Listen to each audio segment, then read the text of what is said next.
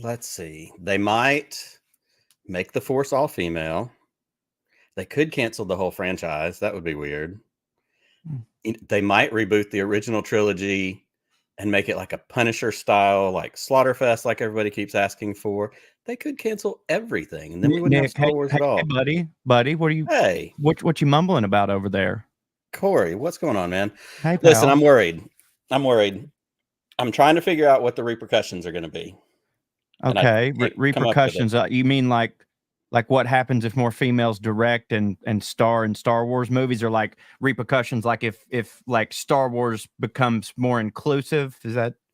No. It's nothing like that. Honestly, I'm worried about what's going to happen if two people who talk like you and I do spend an hour on the internet talking about Star Wars. I mean, basically, we're looking at like if Forrest Gump went to space camp here. Yeah, you're right, dude. That is scary stuff, but we're going to find out anyhow. This is ATGLive, baby!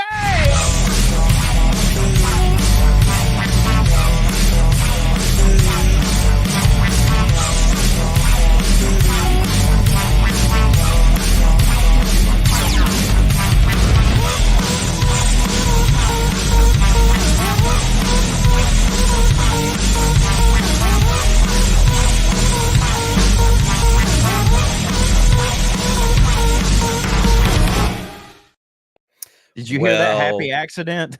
Dude, it's I accidentally nailed my soundboard and played banjo music right in the middle of your... You know what? It's right on brand for everything we're going to do tonight. Welcome to ATGLive, your Thursday night home for Star Wars conversations, news, fantastic guests. I am Nick Milkey, one of your hosts, and like always, I have a co-host. It's not the co-host you're used to, though. Chris is not here tonight. Pete is not here tonight. And I thought, what better way than to have a guest? Let's make the guest work and host the whole show with me tonight. Yeah. So I am pleased to welcome my good friend, Mr. Corey Ryan Forrester. Corey, what is up? What's going on, buddy? How was my cold read? Was that okay? Dude, I mean, Hollywood, why aren't you calling? Let's get him working back in the studios. Get this SAG card renewed. Whatever we need to do. This man is ready for... camera work, and I need some help, but you're dragging me through tonight. We're going to get through this together. I'm glad to be here. Appreciate you called. I'm honored to be the last minute person. I'm this guy for so many people. There's so many podcasts out there who at the very last second, I get a text message. They always start the same. Hey, buddy, how you doing? Look, feel free to say no. Okay. I know it's last second, and I know it's last second. And look, we've asked about 10 to 12 other people. Trust me. But if you're not doing anything later, and I always say yes, because why would I be doing anything else? Hey, what else do you have to do? Actually, we're going to get into everything you've got to do here later on. But before we get to that, it would not be a podcast. It would not be a live stream. It would not be certainly what we do here every week on ATGLive without some housekeeping, without some general information, things people need to know. We are going to get into the news of the week here coming up after our first break. There's a lot of news to talk about. We have Star Wars video game news. We have Angela Bassett news, which is always exciting when Angela's in the news because she's a fantastic actress. I love talking about what she's up to. What else we have? The Acolyte is coming out. We're going to talk about the Mando and Grogu movie that's been announced. And we're going to get into all that. And I'm asked Corey questions about that. And that's going to be fun because Corey told me ahead of time, he's like, look, I'm behind on Star Wars, but I'm here for it anyhow. So yeah, it's going to be great. It's going to be a part of the charm of this Southern double feature that we're bringing to everybody's ears tonight and screens. So we'll go into all that in just a few minutes. Before we do, a couple of reminders. You can follow us on all of your social media. On Twitter, we are at ATGcast. We will probably be on Twitter until they shut it down permanently, just because for all the new things that have been created, that's where people still are. So we're there too, for all the good, for all the bad. Everywhere else, we are at the SSW Network. You can go to the sswnetwork.com, find all of our merch and t-shirts. You can get your own shill shirt if you need to, stickers, pint glasses, all the usual stuff that podcasts want to sell you. We are no exception. If you use the code SHILL15, you will get 15% off that first order. So do that. Check it out. Buy some stickers. Easter's coming. Buy Easter presents for your friends and family from this podcast they've never heard of. They won't think you're weird at all. We also have a Patreon program. We would love for you to support us for as little as $3 a month. You get access to our live podcast interviews when we do our long form interviews, hang out in the back, meet some of our guests, get a chance to access those early before we put them out in the pod feed. We send out swag 3 or 4 times a year. Some of those stickers and designs I talked about, we try to send them your way to thank you for supporting what we do here. What else do we have? We have a voicemail line. We're going to play a voicemail at the end of the show. Bad Batch started back, and if you have thoughts about the Bad Batch every Wednesday when those new episodes drop, you need to call us 504-321-1501. Leave us a voicemail middle of the night, random Star Wars deep thoughts that you have. They don't even have to be about Bad Batch. They can be about whatever the hell you want. Call, leave us a message, and if it's good or if it's not good, we really don't care. We don't discriminate around here. We'll play it at the end of the show in our intercepted transmission segment. We want to hear from you. And subscribers on YouTube. That's the last thing I need to talk about. We're really close to 1,000 subscribers on YouTube. That number's going up. A few every week, 8 or 10 a week. We are on our way. We would love your support. Share us out with your friends. Surely, if you're watching now, you're already subscribed. So thank you. But share it with your friends, share it with your family. We'd love to get over that mark and keep going, because we try to have fun with Star Wars, because that's what Star Wars is.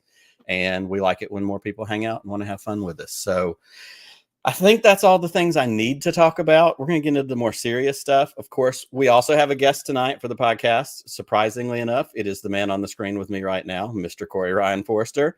So I was hosting. I'm also a guest. I got to do 2 things. Got to work, son. You've got to make the paycheck we're sending you. We're going to double it because you're here, but you're going to have to work. My goodness. But that's fine. We're going to let you talk about yourself. So how's that sound? Well, you're going to have to let me know when to shift into guest mode and into host mode, because I don't know how all this works, but I'm happy to be fulfilling both duties, both Sith and Jedi, if you will. See? You've got it all figured out. You're going to be good to go. So what we're going to do is we're going to take our first break. And when we come back, we're going to get into some of the news of the week. I know. I mean, finally, let's take a break. We've been going at it for 7.5 minutes now.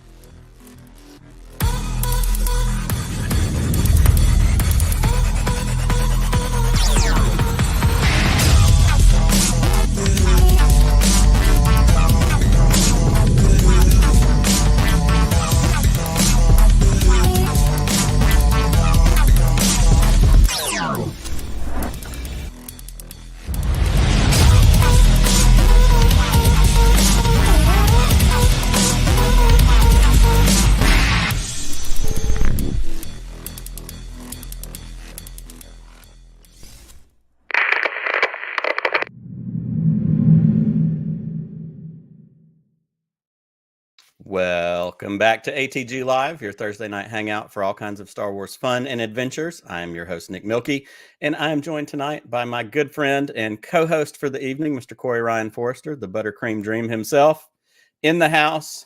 We're going to get into some Star Wars news right now. We've got 4 stories like we do every week, and this is going to be a lot of fun because Corey doesn't know much of anything about most of these, I'm pretty sure. Man, I don't. And please allow me right now to defend myself. Please do. Which I find myself doing a lot. I'm a very defensive boy. The only reason that I am so far behind, I absolutely love Star Wars. I'm not someone that goes on the internet screaming about how, Star Wars and Kathleen Kennedy need to do their best to curry favor with me. Otherwise, I'm never coming back. It's not that at all. It is the fact that I am a new father. I say new father. He turns a year next month, but he's my first. It still feels very new to me. And between my wife's pregnancy and us having this child, I was, everyone always told me, they're like, oh, when you have a kid, a lot of things are going to change. And I was like, well, not my life, because I already stay at home a lot and I watch TV and blah, blah, blah. And they're like, oh, it'll be little things that you don't even, you wouldn't even think about. And so one thing that did change was my television and movie viewing habits. Like, I used to go to the movies a lot. Well, that's completely off the table, which is fine by me, because now you can rent most things that are in theaters at home or whatever. Yep. But here's the deal. Star Wars has always been pretty much a me thing. You know what I mean? Like, my wife has her things that we have a lot of things that are crossovers, but we also have like our own things. Now, my wife, she loves the original trilogy because every single human being on earth loves the original trilogy, especially people our age. So she can get into that. But she never rocked with like the prequels and stuff, which, like, in my opinion, in order to like really be into some of the new stuff, you kind of like had to be into the prequels a lot because it sort of ties into a lot of that. And she was just never into the prequels. And like, I've since tried to get her to watch some of it.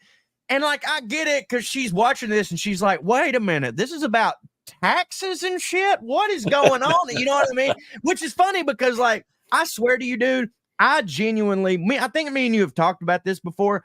I think I like the prequels more now than I did when the prequels came out, because 100%. I really do. I think that, like, at the time they got trashed a lot because how on earth are they going to hold up to the original trilogy, which was a cultural phenomenon, but B, they were really cartoony. You know, there was a lot of cheese in it, but like I would say kind of like they were almost too adult oriented because like of all the trade federation stuff. And now that I'm an adult, I'm going, hey, honestly, give me more of this. Yeah, like give me more of this. Like I want Star Wars meets the Manchurian Candidate. You know what I'm saying? Which like kind of that's I guess that's Civil War, Marvel, or no, excuse me. That's what's his face, Bucky. That's kind of Bucky's whole thing. But you know what I'm saying? Like, it's dealing with a lot of intergalactic. I cannot talk. I'm a dad. Intergalactic geopolitics, which as an adult I'm super into or whatever, but I can't get my wife into it. And when you're married and you have a kid, during the day when I'm watching a kid, you'd think, Corey, watch Star Wars then. Well, if you don't have kids, you don't understand this. When I watch something, because I really want to pay attention to it, when you have a baby, that is not time to be watching something that you really want to pay attention on, because when you have a baby, your head must be on a swivel at all times.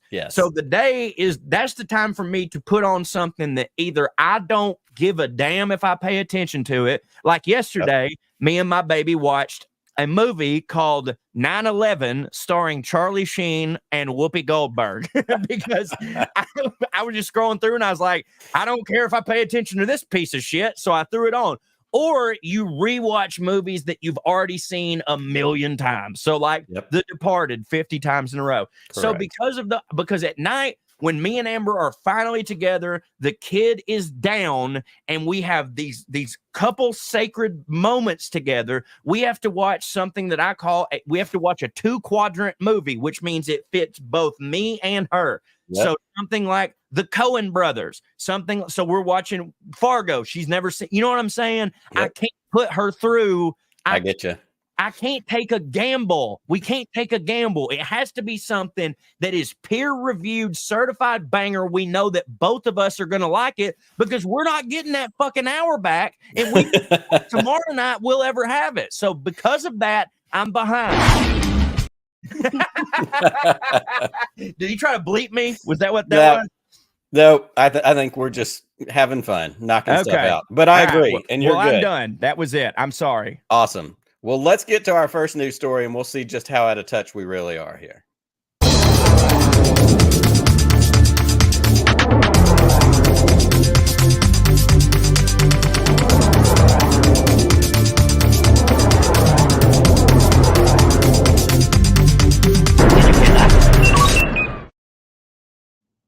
New and classic video games are coming soon. Well, this one is a little bit rumor and a little bit fact.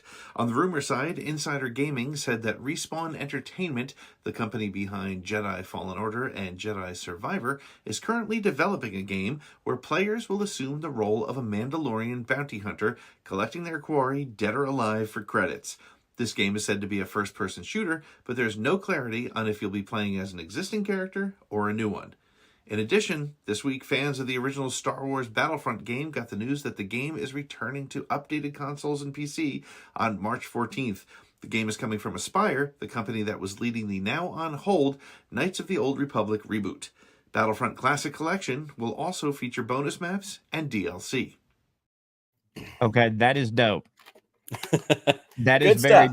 that is very Lots dope. of good stuff. So I'm very video game dumb. In a lot of ways. I'm not hit like I have an Xbox One and I've never seen any reason to upgrade because I'm just not a huge gamer. But but the Star Wars games have always super hit for me. And like I've got Battlefront 2 and I can't get any of the new updates because I have an Xbox One and not any of the new stuff. Is he implying that like there are new updates to the Battlefront? But I won't be able to get them on my Xbox One. So I should tell my wife, sorry, baby, I have to get a PlayStation 5. That's what I'm hearing. I mean, you always need a good reason for that. Actually, I'm going to pull in producer Lloyd for just a second because he's our video good, because I have guy. a bone to pick with him. Lloyd, 2 seconds. I swear to God, this son of a bitch says in the private chat, "Oh, I hit the wrong button. I was messing with my audio." No. I know when I'm getting the Oscars music send off shit. When I've been in Hollywood for 20 goddamn years. No, it's fine. And I took the hint, but don't you dare try to curry favor with me. I know what was happening, okay? I've been in this business longer than either of you combined. All right, go back. I did actually hit the audio slider and it messed it up. So, okay. All right, Lloyd, tell us about Battlefront and the release here. Okay, this was totally unplanned, but I had to do it. Okay, so Battlefront Remastered, the collection, is basically just being reported. They're taking 1 and 2, they're updating it with the game itself, right? Okay. So it's not that you won't get updates, it's already included. So whatever's included in the first 2 games comes with it. Asajj Ventress is rumored to be added. She's not been in a Star Wars game yet, I don't believe. And new maps, new modes, new multiplayer, 64-player multiplayer maps. It's going to be all included straight out of the gate. Aspire, to their credit, is known for not really having microtransactions in their stuff. So I don't think they're going to be including any more DLC past that point. So whatever you get in the game is kind of what you get. That's awesome, because I hate that shit. Yeah. I like it to be like when I was a kid. You know what I'm saying? Like you work for what you get. You can't just be buying, extra helmet stuff. I don't like that. And I never did. Like I was like, no, I'm gonna go in here, and that's where they lost me. Yep. I'm just chugging along. So it's all included, one package, $29.99, March 14th. So sorry. It's great. Finger guns. That's fantastic. Well, thank you for clarifying. Go back to your hole and we'll keep going. So man, that's kind of what I thought. I didn't know the answer to that. I love a Star Wars video game. I'm terrible at most of them.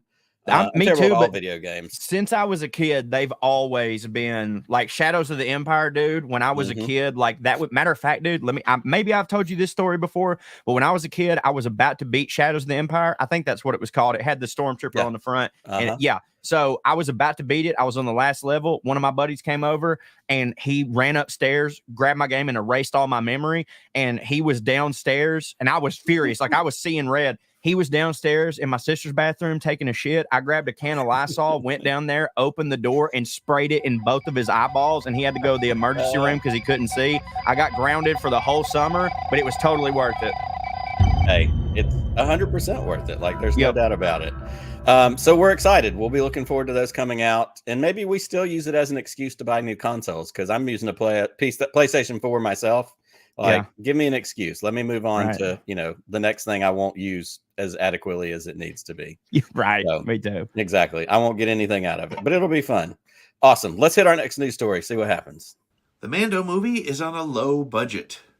The Mandalorian and Grogu, which is speculated to be the next major motion picture release of the Star Wars franchise sometime in early 2026, it seems to be operating on a smaller budget.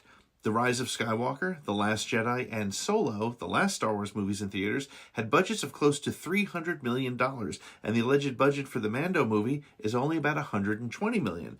This is actually right in line with the total budget for one full season of The Mandalorian on Disney+, where the spend is approximately $15 million per episode, or, do the math, $120 million. There's very little confirmed about this project other than it will be directed by Jon Favreau, who's also producing, along with Dave Filoni and Kathleen Kennedy. I love that. So here's my thing. And you've worked on TV shows. You've worked on some of this kind of scripted stuff. We all know stories come out all the time about movies and budgets, and this movie cost this much to make, and it either didn't make it back or it did make it back. I understand that those last couple movies Pete talked about, were made on $300 million budgets, stuff like that.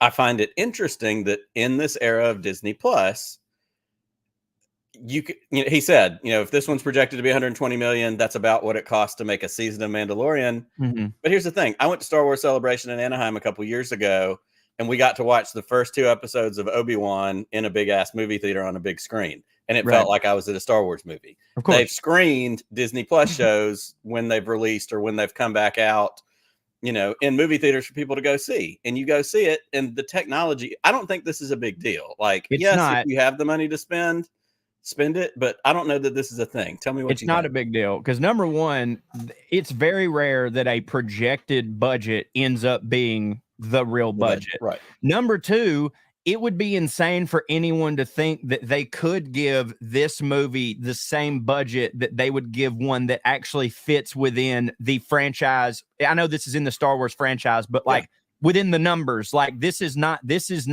1, 2, 3, 4. Do you understand what I'm saying? Yeah, it's not a trilogy. It can't be a legacy movie or a saga movie. Yeah. It's not going to do those numbers. I mean, I hope it does, but you can't project that it would. But number 3, and why I immediately said I love it, is because that's going to force them to use more practical effects, right? And it's going to force them to lean more on story, right? Than anything. And Jon Favreau is a wonderful director. I don't know. I love everything about it. But like I said, they'll end up spending more money on it. But dude, they know every single person involved in that knows exactly what they're doing.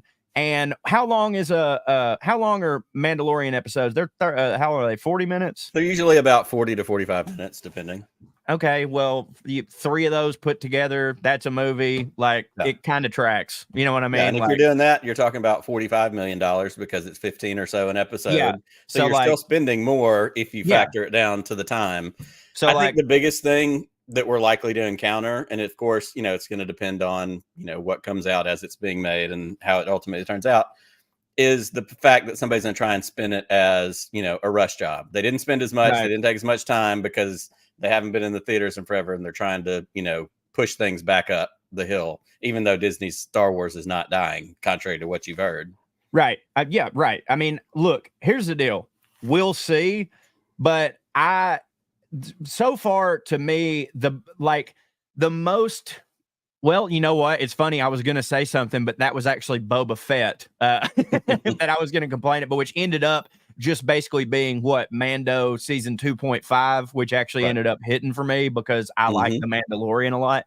Right. I've not been disappointed with anything in the Mandoverse. I love old Western type things, and that's what it is. I love that it feels more street level-y, like it's like in the Daredevil type to the MCU of Star Wars. Right. Now there are lightsabers and stuff. Yeah, okay. Well, it's time for us to quit, but I'm very excited about it. I love Jon Favreau. I love Grogu. Well, and also has that magic name in there that's going to light all the idiots' heads on fire, Kathy Kennedy. But that's also, hey, guess what? Kathy Kennedy made movies in the 80s when they didn't come close to costing $120 million. So she knows a little bit about what she's doing. She knows what she's doing. Absolutely. Let's hit the next story. Let's keep it moving. ATGLive coming on June 5th. Collider.com is reporting that the next live-action Star Wars series on Disney Plus will drop on June 5th of this year, aligning with a report from a few weeks ago that it had a summer release date. In addition, they reported that the show has a trailer that's also ready to drop. Finally, they reported that composer Michael Abels is on board to score the show. Abels' work can be heard on such films as Jordan Peele's Nope and Us, as well as television programs Pretty Little Liars and Alien v. Pharaoh. Our own SSWnetwork.com released a story yesterday speculating that the timing of the show's release may lend itself to running an extended preview with The Phantom Menace when it is re-released in theaters on May 3rd, 1 month ahead of the projected drop date of the new series. All right. First question. Okay. Do you know what the acolyte is? No, I was going to say this is literally the only one that I am completely clueless on, except for that I do know who that composer is. Like I'm familiar with that composer's work, but when I saw this, I was like, oh wow, Corey, this is the most out of the loop that, because like, dude, I know what, like, I saw a little bit of the Bad Batch and I liked it. Now I will admit, like, I don't know, I might have seen enough of Order 66 in my life, maybe, I don't know. That's nothing against the show. I think the show's really good, but I might just be like, I think I might have seen enough of that. But Acolyte, genuinely no idea, but that doesn't mean I'm not excited, and I would love to hear you explain it to me. Well, here's the thing, and this is where we get to come a little bit alongside each other. I don't fully know what the Acolyte is either. Here, and in the sense of, I mean, of course, I've kept up with it. I know it's a show that's coming. I have not read any of the High Republic books, and that part of Star Wars. It's about High Republic stuff. It's the tail end of the High Republic. It's set about 100 years before the Phantom Menace, so it's at the end of the High Republic, and it's supposed to be themed essentially as a mystery series, possibly revolving around a master and his apprentice comes back to him, and they're trying to solve some of the stuff that's going on that may or may not point to what we get to in Phantom Menace, which is how did the dark side move into the position that it was that everybody got blindsided. Okay, well, and this is Leslie Headland, who did Russian Doll, and so it's got like a mystery sci-fi kind of vibe to it. 100% in. So I haven't read the High Republic books, but I have dabbled in a couple of the comic series, both of High Republic and Old Republic. Dabbled, like not read entire series, just like a couple runs that were like suggested to me, whether it be by like, you know, friends or whatever. And I was a really big fan of I can tell you what I was a fan of. Not that I do not love the Skywalkers and stuff, but I loved that it had nothing to do with any of that. You know what I mean? Like it took place in a time where nobody was, at least in the stuff that I read, no one was trying to tie anything to Darth Vader or nothing, because like it had happened before. You know what I mean? So I'm excited about that. Now, that's not to say that they won't try to shoehorn some stuff in. You know what I'm saying? Sure. Yeah. But like I do like that. That's cool. Yeah. Yeah. And I'm excited to get into it because I haven't read any of the High Republic stuff, mostly because there's so much of it and it just feels a little bit overwhelming at this point. Like you, I have kids, I have a wife, I have a job, I have all these things. And I spend a lot of time rewatching stuff that I've watched a million times because it's my ability to zone out at the end of the day, all that stuff that you just talked about. But I think with this, it has the potential to be an entry point for me into the High Republic. It intrigues me because it is, you know, going to be connected to the Phantom Menace, potentially that 100 years before. Lloyd put in the chat, you know, part of the rumor mill is that this might end around the time of Darth Plagueis, which we hear awesome. Palpatine, you know, have you heard the story of Darth Plagueis the Wise and all that? So there's some threads that I think are going to pull some people together. The other couple of things I'm excited about is I think this is supposed to have a little bit of like a martial arts bent to it. And I love genre Star Wars. Like that was Lucas's original intent. Cause he, and if you go back and watch any of Kurosawa's movies, you can tell how much Lucas straight up, and I mean this not in a disrespectful way, just straight up stole from him. Like the Star Wars wipes are from Kurosawa, like the Seven Samurais is A New Hope. You know what I mean? So like, and he's essentially said that's what he did. And he brought Kurosawa, he brought him to the United States to, you know, come do stuff with him and work with him and all that. But I think the other two exciting things, you know, most of this news story is kind of around the idea that it looks like this series is going to land on Disney Plus June 5th, which is not that far away. And there is a rumor this month's. Okay, go ahead. I was to say there's a rumor that a trailer has already been cut and is ready. And it's possible that with Phantom Menace returning to the theaters on May 3rd, that maybe that's where we're going to get. Yeah. Ooh, news for Corey. Dude, that's so awesome. Because Darth Maul, 25th anniversary. I did not know that. 25th anniversary. It's 25 years. I'm so Yes, old. it was. I know. Welcome to my world. Yes, in fact, the clip, the first time you're ever on Podcast of the Wheels, we still use it in all of our podcast intros, is when you say, Darth Vader was the scariest thing I had ever heard. And this guy looks like the devil talking about Darth Maul. We use that clip all the time. So lots of excitement for Phantom Menace 25 connecting to the Acolyte. We're excited about all that. We have one more news story to get to. So let's hit that and see what we do. Angela Bassett bound for Star Wars? Entertainment reporter Daniel Richmond posted on his Patreon account that Angela Bassett has been in talks with Lucasfilm for a potential role in a Star Wars. While there are no additional details, as the Star Wars movie and TV show engines begin to rev up, the timing would be right for such conversations. With the Sharmeen Obaid-Chinoy-directed Rey Skywalker movie on fast-track development, the Mandalorian movie, and follow-up seasons for Ahsoka and Mandalorian in the wings, there is a need for some potential star power for these projects. In 2021, friend of the show Christina Ariel fan-casted her as Asajj Ventress. Here's that clip.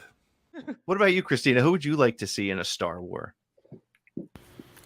Okay, so I've thought about this. I thought I was hear gonna me play out. something. No, you gotta hear me. I know it's like, okay.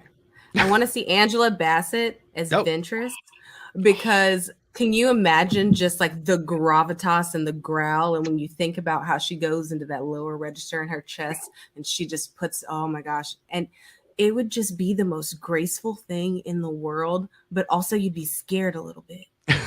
And I think that that's exactly what it needs to be. And I would absolutely wholeheartedly lose my mind if Angela Bassett was in a Star Wars. That is a great call. If for no other reason, because first of all, let's get Ventress in a Star Wars. Yes, please. And Angela Bassett playing her, just like you said, she's got a presence that's so unique. And it would just, Can I tell you that I love y'all using a Star War in the singular? Yep. That's great. We need to get her in a Star War. A Star War, that's right. I always give credit to Arrested Development when she says, "Here's $20, go see a Star War." That's great. That's the mom, right? Yeah, the mom says it. Yeah. But yeah, I use that quite frequently. So yeah, Angela Bassett, like, Corey, does she have a spot? Do you want her in a Star War? Of course. And honestly, I've thought about this, even if it was subconsciously. As soon as she got in the MCU, I think my brain probably started fan casting a little bit, because it would make sense. But yeah, I mean, not many women have as powerful of a just like stand there and have such a statuesque, like, oh my God, we are in the presence of glory right now. Right. So yeah, I mean, I could not be more for this. Absolutely. It's about damn time.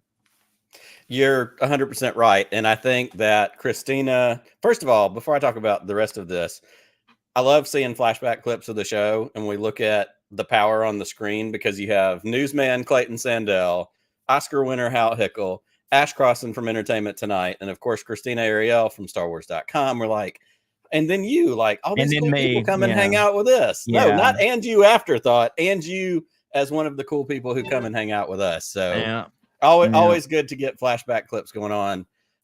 Yes, Angela Bassett for sure. Like, especially if she's, one of the things I've loved with Star Wars recently when they cast people is they cast people who want to be in Star Wars. It's not just a job.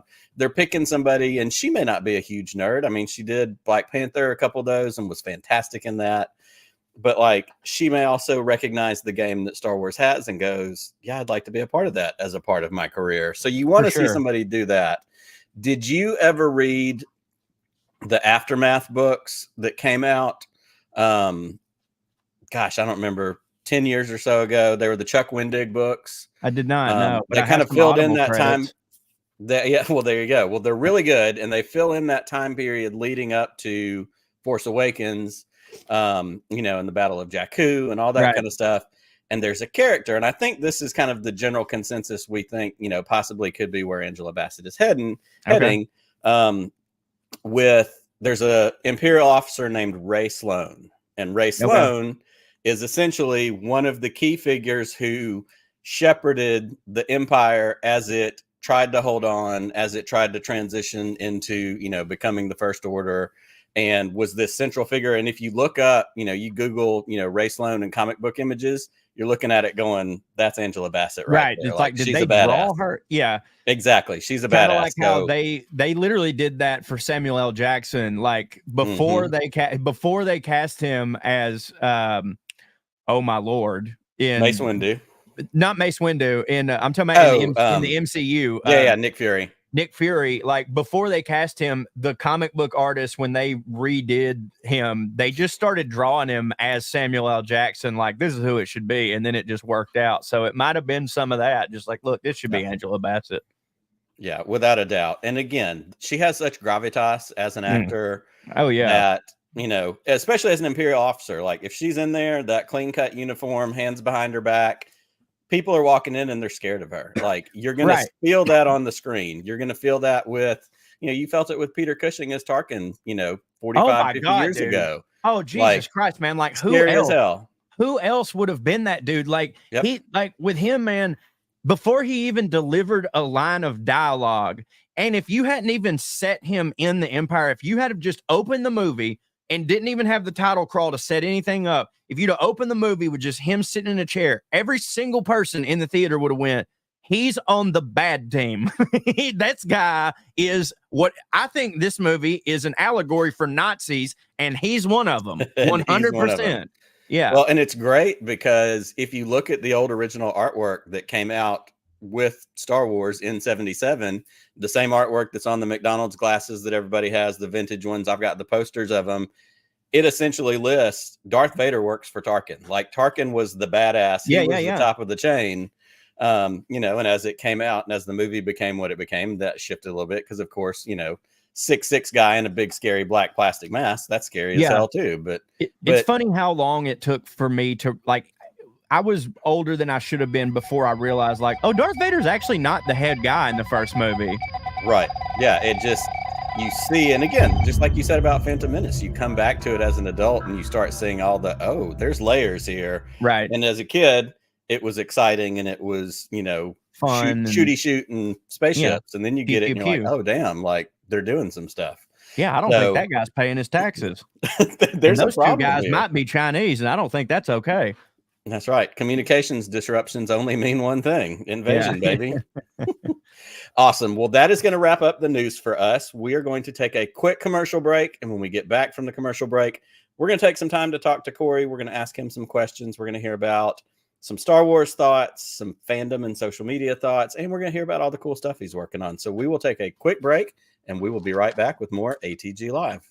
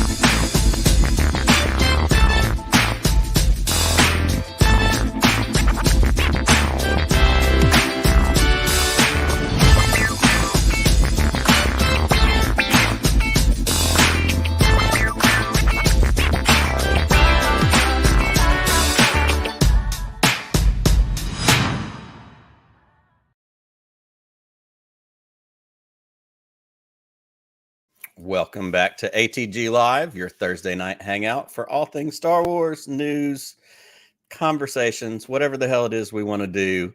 I am Nick. I'm one of your hosts, and we are joined tonight by my co-host, who is also our guest. And if we're going to do this show right, I'm going to say, let's welcome our guest, Mr. Corey Ryan Forrester. Hi, how are you? I'm Corey. Good to be here.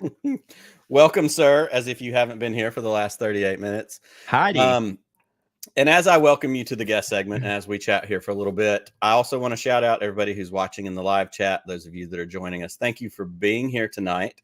If you're catching this on the replay, thanks for checking it out. Hit the subscribe button. Remember to add us to your rotation, whether it's podcast feed, YouTube, wherever it is.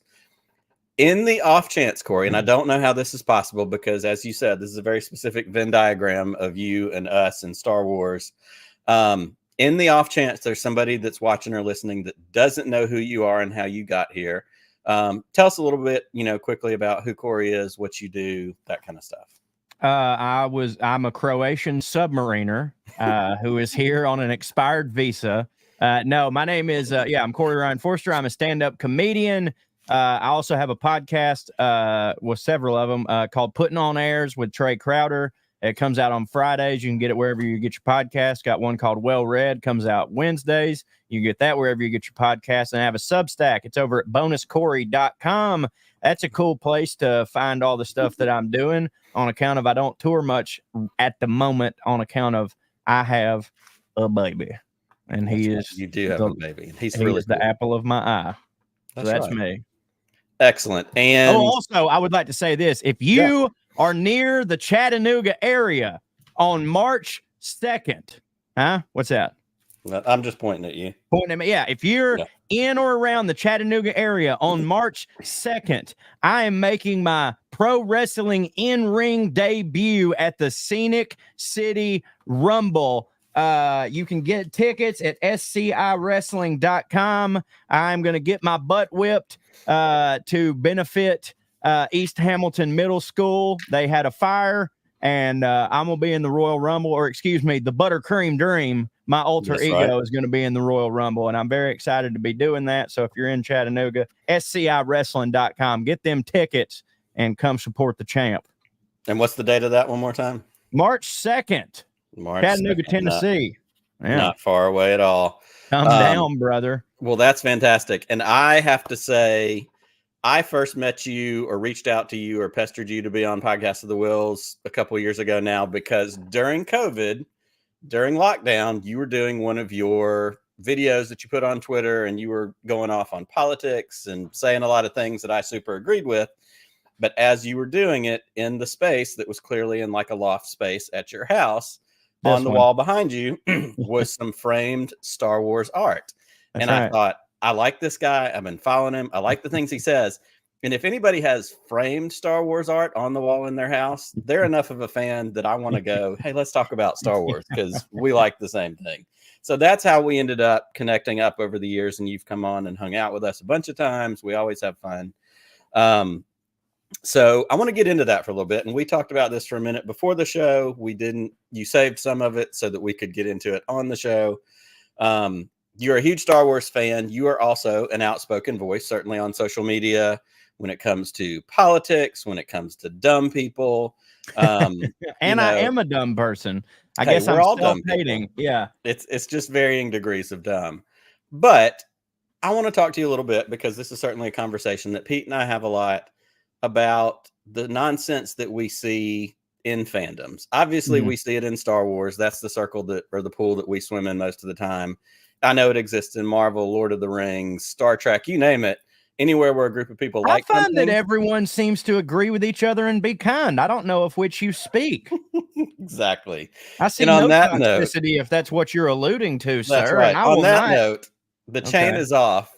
Tell us what your thoughts are on some of this kind of negativity, some kind of this hatred, and how do you respond to it? Obviously, you make good videos and call people out, but it makes the only thing that I've really ever said about this publicly, unless it was on this show, was I remember one time I made a video because I was like at my breaking point with, like, this specifically happened to me the other day where, and this is a particular type that I've never understood. I don't understand tribalism in anything, like at all. Like, at least in politics, I can sort of wrap my head around it, because in politics, there is like life and death policies at play. So it makes sense to me that someone would get passionate about that when, like, let's say, I don't know, bodily autonomy is on the table. I understand getting tribal to a certain point over that, for sure. But when it comes to media and art and things like that, I do not understand it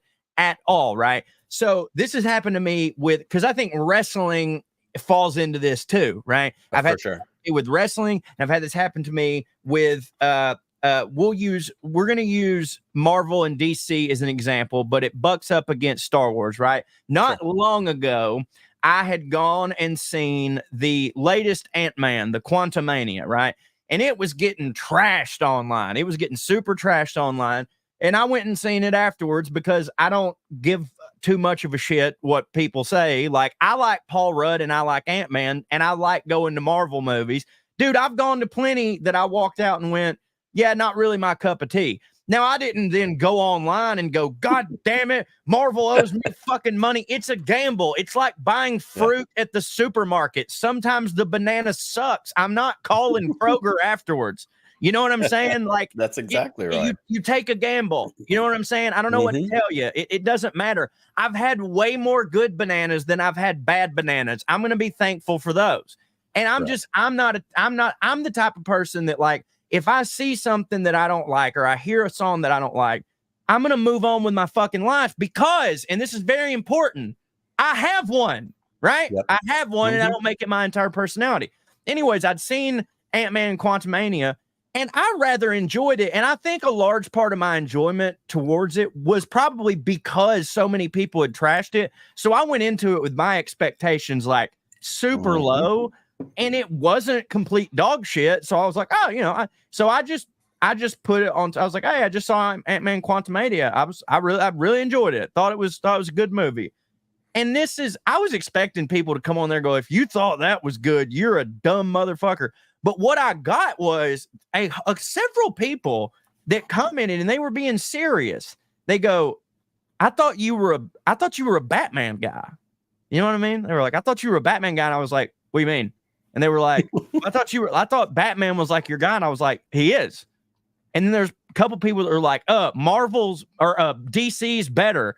And I was like, yeah, I saw the Batman too. What the fuck are you talking about? You know what I mean? All these people you have to choose. You have to choose. I'm like, bro, I've got more than an hour and a half a week. You know what I mean? Like, what are you talking about? And then so it just blows my mind that there's these people that, like, number one, they make a brand, they make a corporation, their personality that they go to bat for them. Like, a person loves DC so much that they've got to go shit on all this Marvel stuff. But then there's people who have made Star Wars their entire personality. So now when a Star Wars movie doesn't live up to what they wanted it to be, they like, there's people that, like, they call for Kathleen Kennedy's head. And I don't mean that as a figure of speech. I mean, that is like old school medieval, like, we should go fucking kill her because they think that something is owed to them because they bought this much merch, because they've supported it, whatever the fuck.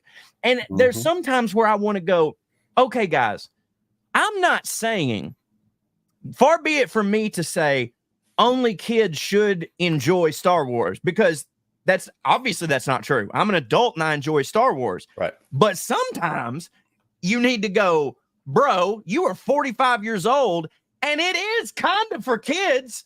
So maybe it wasn't fucking for you. Have you ever thought about that? Like, when the movie came out in 1977, right? That was the first one, right? 1977.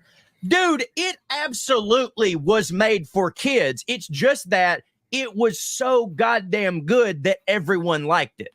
Right. And if you don't think that Return of the Jedi was, I mean, dude, everyone knows that was made for kids because the Ewoks were so divisive. Like, that's why a bunch of people shit on the Ewoks, because it was explicitly made to sell merch to kids, right? Right. They've always been for kids. It's just that they've been so good at the same time. Toy Story was for kids. It's just that it was so good that adults liked it. So the second you don't like Star Wars, all of a sudden it's them that did something wrong instead of it just wasn't for you. And I'm like, bitch, it never really has been.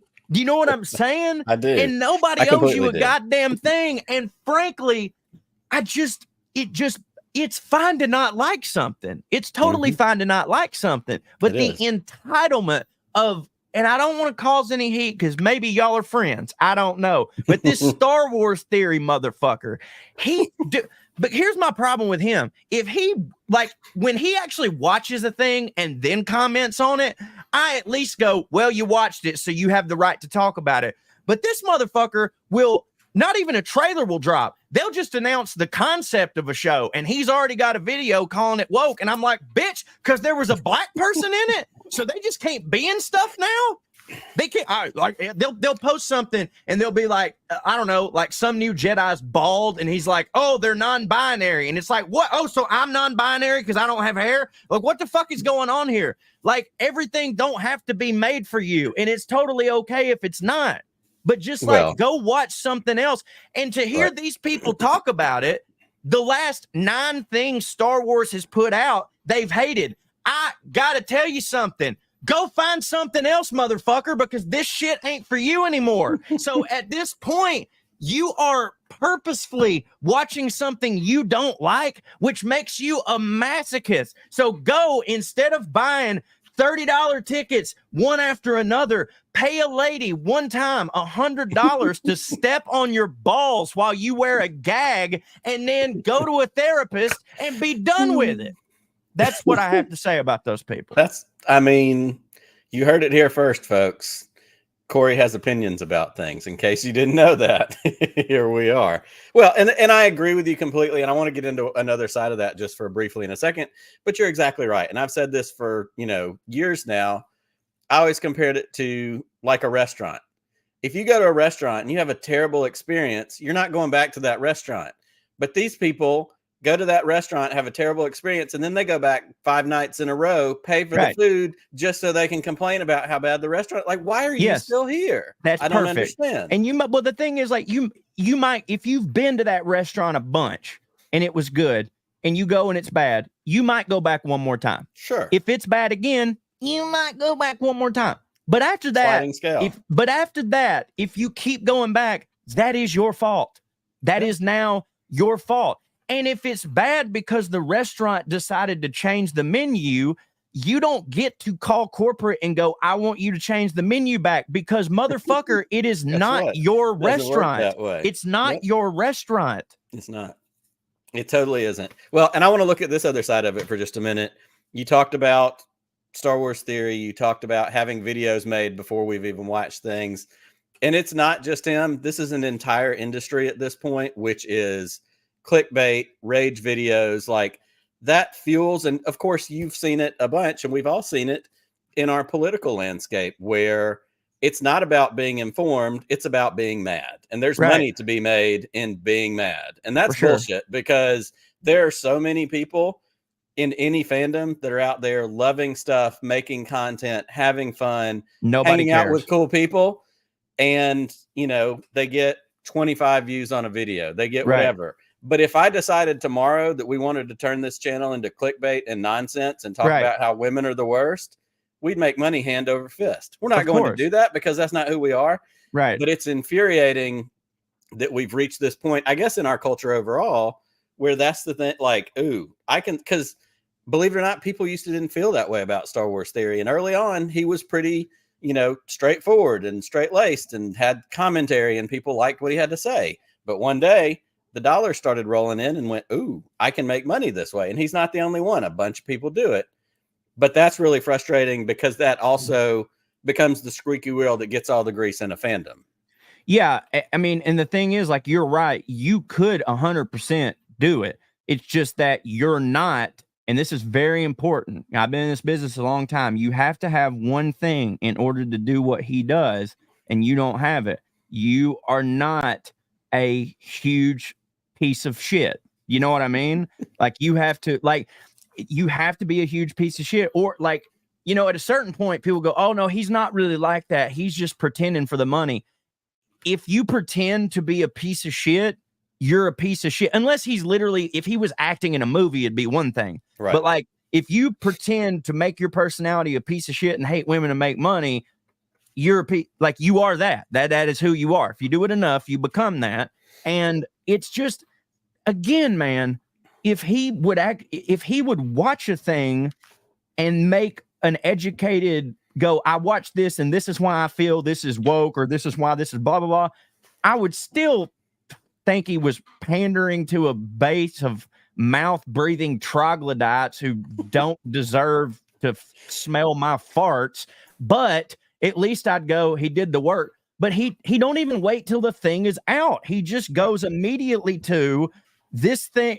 They cast an Asian in a thing, and therefore, if this is not all straight white men telling exactly the story that I want, the same story over and over again, then it's woke, and I hate it. And dude, like, again, I genuinely don't believe that he believes half the shit that he says. You know what I mean? because I don't think that he's a complete moron, because he puts out okay. I think the stuff he says is shit, but it's all well made shit. Do you know what I mean? Yeah. You can't be a complete moron and do everything he does. He's very good at marketing. He's very good. Like, I think it's actually dangerous when we look at the people like him and we just immediately go, that person's an idiot, because we're kind of letting them off the hook. Then you're letting them off the hook by going, he's an idiot. It's like, no. Bad. You can't call bad people idiots, because then it acts like it's not their fault. You know what I mean? He's an asshole. I mean, dude's got 3 million subscribers on YouTube. He's Not got an more, there's design behind it. There's a lot behind it. Well, I mean, we could go on for this for a long time. We're not going to, because I want to get into a couple other fun things. There is, and we talked a little bit about this when we talked about the Acolyte, there's a lot of Star Wars on the horizon. There's a lot of things to be excited about. You mentioned Bad Batch, I think, before we got on air. Yeah. You've seen a little bit of it. The new season's dropped. We talked about Acolyte. I filled you in on that. You did watch Andor, I take it. We finally, I know a while back, you power walked watching Andor while you were walking in the park. Sure did. Yeah, I loved it. So we've got season 2 of Andor on deck, being shot, almost done shooting, if not completed shooting. We have Skeleton Crew, which is going to be the Jude Law show that's going to be about kids lost in space. Has like an old Amblin, live action? Yes, live action show on Disney Plus. Pumped. Yeah, that's going to be good stuff. We have, of course, had the announcement at Celebration in London last year that Daisy Ridley's going to be back. They're making another Rey movie. That's exciting. We have the Mando story. It's going to be supposed to be the refounding of the Jedi Order. Like what's going to happen with Rey, creating the new Jedi Order is kind of the tagline that's been given to it. The Mando and Grogu movie that we talked about in the news segment, that's going to be coming out. So there's a bunch of stuff on deck. Of all those things, what excites you the most? Dude, just based on what you know. Well, man, I mean, Mando and Grogu movie, probably just because I love going to, I love that show so much. Like, that's probably my favorite Star Wars thing of the past. Well, save for Rogue One, because Jesus, dude, that movie just rules so much. But of the Disney Plus era, probably Mando, because I love how short the episodes are. I love the old school, just Western serialized thing. And I love going to the movies. And so seeing them on the big screen is going to be awesome. However, and I remember hearing about Skeleton Crew, but it kind of ethered, and you reminded me of that. And the fact that Jude Law's in it. I love Jude Law so much. He is dreamy. So that's probably that's definitely number 2. Number 3, I think I can get behind a Rey Jedi Order. I can get behind that for sure. I think that they're gonna really work hard to try and wash the stink off all the criticism that they faced for the sequels and stuff. Whether some was deserved, some was undeserved. And I like her and I like Rey. So, I mean, I could get pumped for that. And I think something that's exciting, of course, there's been press for the new movie that she's got that just came out in the last little bit. She, of course, even in her press interviews for that new movie, is being asked Star Wars questions. And with this, new movie on deck, I really like that she said this story is something she's excited about, because she said she was glad to say, now hit me again in 5 years and let's see what you got. She wasn't in a hurry to come back to this.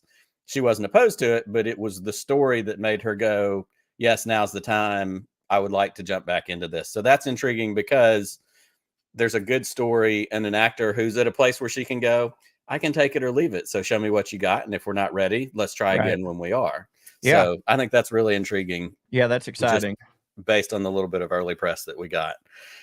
So that's the beauty of Star Wars, is there's always more stuff on deck. And I love that we're at this place. And like we said, talking about, being mad about it. If it's not all for you, that's great. The next thing's on its way. And maybe that one is for you. Keep moving along. Or rewatch all the old stuff you liked. And guess what? There is a ton of other movies and shows out there. I promise, because I watch it's all out there. I mean, I live a privileged life, and technically, like watching movies and TV is part of my job description. Like I literally watch at least 2 movies every day, 7 days a week. So I promise you there's more stuff than Star Wars out there to enjoy. There is. Without a doubt. Without a doubt. Well, before we get done talking to you, you had a big 2023.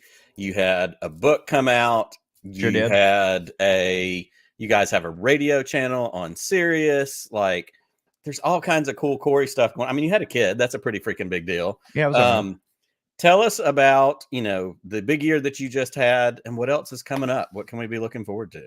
Yeah, wrote my second book. It's a travel log around here and over yonder, which was great. I got paid. HarperCollins paid me to go to the Great Britain and write about my experience over there. I also wrote about my experience growing up in the South and all the rest of the country, from like my Southern point of view. So you can pick that up around here and over yonder. It's available wherever you get your books. It's also, I wrote it with Trey Crowder, by the way.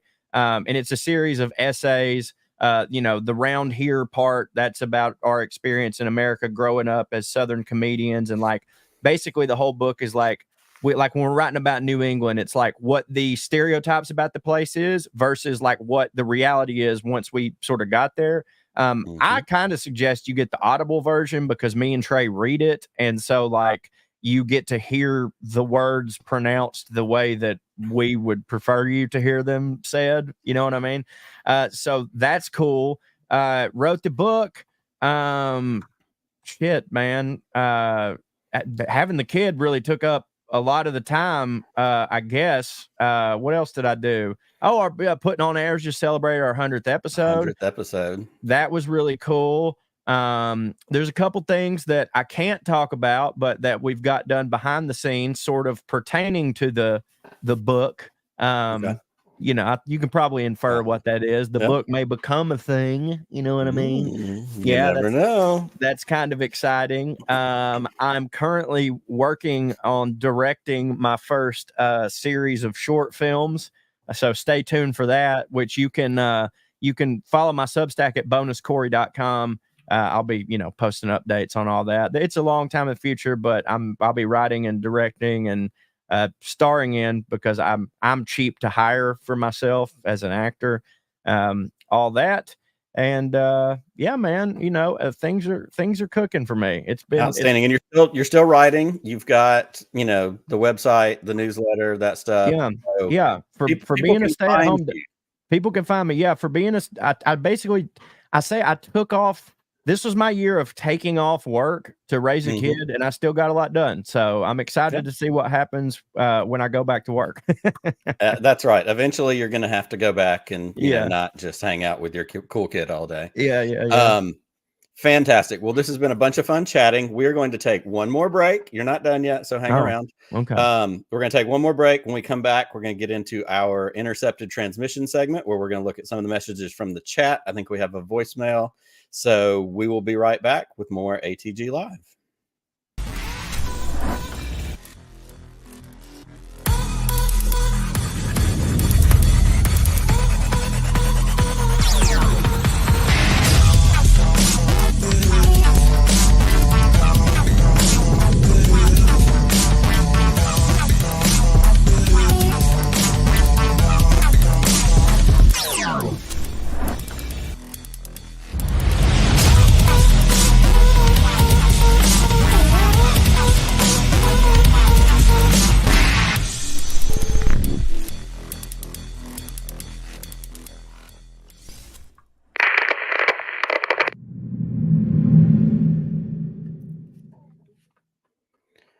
Welcome back to ATG Live. I am one of your hosts, Nick Milkey, and I am joined by my good friend, Mr. Corey Ryan Forrester. The Buttercream Dream has been hanging out with us all night, having fun, laughing, sharing some, mild opinions about things. Just a little bit of fun on your Thursday night.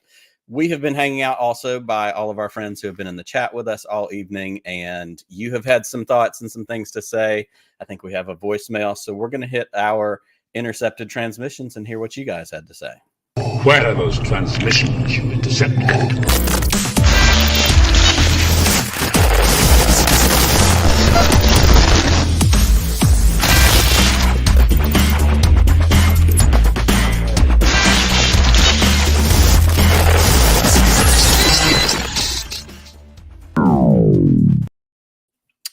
right. We are back with our intercepted transmissions. Producer Lloyd, video game expert, has joined I us wouldn't say for some messages that he has been tracking through the night. And I think we have a voicemail. Do you want to hit that voicemail first? I sure can. Hey, fellas, it's Matthew again. I am sitting here on the throne doing some of my best Star Wars thinking, and something was bugging me about the episodes. And I just realized what it was, that in episode 2, that character Mox was actually Daniel Logan. I knew that voice sounded familiar. So young Boba Fett was in episode 2. Okay. Take it easy, fellas. Talk to you later. Bye. I always love it when we get a dispatch from Matt from Enid, Oklahoma, doing his best Star Wars thinking. On the throne. On the throne, man. You got to do it. So he's right. Bad Batch season 3 premiered yesterday. We got the first 3 episodes of that. Exciting stuff. Oh, there's 3 seasons? I thought it was just 2. No, they did. This is the 3rd season, and they got 3 episodes catching yesterday. up, bro. Yep.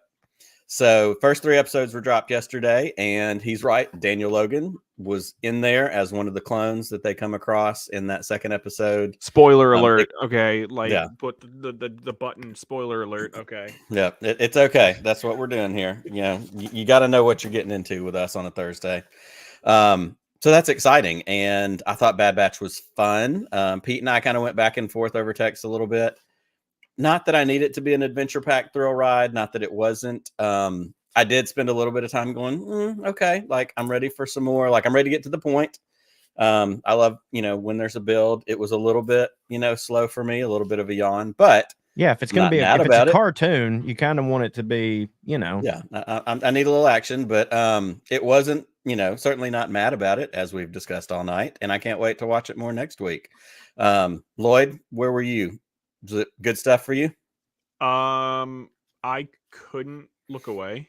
I'm gonna be honest, but that's good in a visual medium. Yeah, like it helps for me. Like I understand it's a cartoon. You kind of want it to be a little bit more snappy, but yeah, the tone that they set in season 2, I'm like, yes, I can deal with this because it's going to go out with a bang, no doubt. Without a doubt. I think that's exactly it. And the build is totally going to be worth it. Yeah. And as I've said through all, the first 2 seasons and up to this point, they really are doing something special with the visuals and the music. Like it is a beautiful show to watch. And the Kiner brothers and the music that they are using to score this thing is it's cinematic quality. It's top notch. Dude, the animation is so cool in that show. I really, really like it.